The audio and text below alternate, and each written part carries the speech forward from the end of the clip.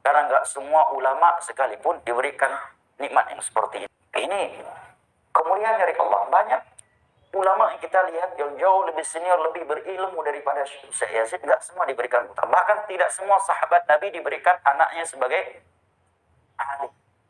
Hanya beberapa sahabat Nabi diberikan anak keturunan yang sahabat. Contohnya Umar, anaknya Abdullah. Ya, Zubair bin Awam, anaknya Abdullah bin Amr bin As, anaknya Abdullah. Sahabat yang lain banyak yang anaknya bukan sahabat. Bahkan ulama di masa ini, saya tidak ingin menyebutkan nama-nama mereka. Ada di antara mereka meninggal, tidak ada satupun dari anak-anak yang menjadi ulama. Yang menjadi pengajar ilmu bahkan. Dan ulama-ulama tersohor yang sudah wafat. Dan anaknya tidak ada yang meneruskan ilmunya. Anak Ahwat menyampaikan nasihat Islami dari berbagai ustadz ternama. Mata Syekh Yazid rahimahullah ta'ala wa qad taraka dzurriyyatan salihah wa usratan mubarak.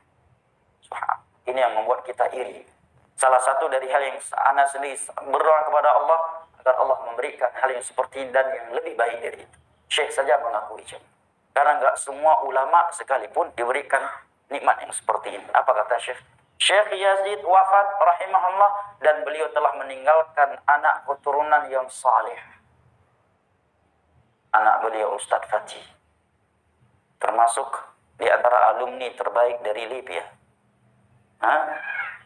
Anak beliau juga pernah mengambil juara internasional menghafal hadis Nabi di Saudi Arabia. Sebagiannya sekarang sebagai penuntut ilmu agama di kota Nabi SAW. Istri beliau adalah kakak dari guru kita, Ustadz Badrus Salam. Siapa yang nggak iri dengan keutamaan seperti ini? Mana anak beliau yang tidak di atas tauhid dan sunnah? Tidak ada. Ini kemuliaan dari Allah. Banyak ulama yang kita lihat yang jauh lebih senior, lebih berilmu daripada Syekh Yazid, nggak semua diberikan putra. Bahkan tidak semua sahabat Nabi diberikan anaknya sebagai alim. Hanya beberapa sahabat Nabi diberikan anak keturunan yang sahabat. Contohnya Umar, anaknya Abdullah. Ya, Zubair bin Awam, anaknya Abdullah bin Amr bin As, anaknya Abdullah. Sahabat yang lain banyak yang anaknya bukan sahabat. Bahkan ulama di masa ini, saya tidak ingin menyebutkan nama-nama mereka. Ada di antara mereka meninggal, tidak ada satupun dari anak-anak yang menjadi ulama. Yang menjadi pengajar ilmu bahkan. Dan ulama-ulama tersohor yang sudah wafat.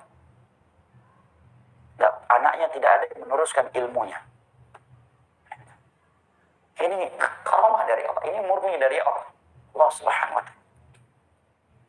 Meninggalkan anak keturunan yang saleh, wa usratan mubarak, dan anggota keluarga yang semoga Allah memberkahinya. Kemudian Syekh tegaskan kembali, wala nusaki 'ala Allahi ahad. Kita tidak mensucikan seseorang dengan melangkahi Allah tentunya. Maksud ini yang kita lihat dan ini yang kita nilai secara zahir. Masya Allah. Justru tadi ketika kita hendak melakukan salat jenazah beliau, justru putra beliau yang berdiri dengan tegar mengingatkan jangan hulu terhadap beliau. Jangan foto-foto, jangan video-video. Justru anaknya yang berkata, siapa yang mendidiknya kalau bukan beliau? Dari mana dia mendapatkan ketegasan dan kekokohan seperti itu kalau bukan dari ayahnya rahimahullah ta'ala? Maka Syekh saja, beliau seorang ulama padahal. Syekh Abdul Karim Ruhail, profesor akidah. Biasanya masyayikh yang pengajar, jangankan masyayikh ya, saya lihat di Yaman guru-guru akidah itu jarang lebay. Bahkan sulit sekali memuji orang kecuali orang yang benar-benar dia ketahui kemuliaannya. Yang biasa agak lebay itu pengajar usulul fiqh, qawaid fikih, guru bahasa, syekh jurusan bahasa Arab, jurusan sastra. Kalau syekh jurusan hadis, jurusan akidah itu ma'ruf di kalangan mahasiswa, tegas, keras, jarang memuji orang.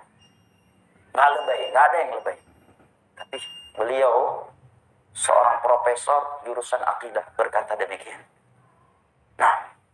Berkata demikian. Karena memang demikian faktanya.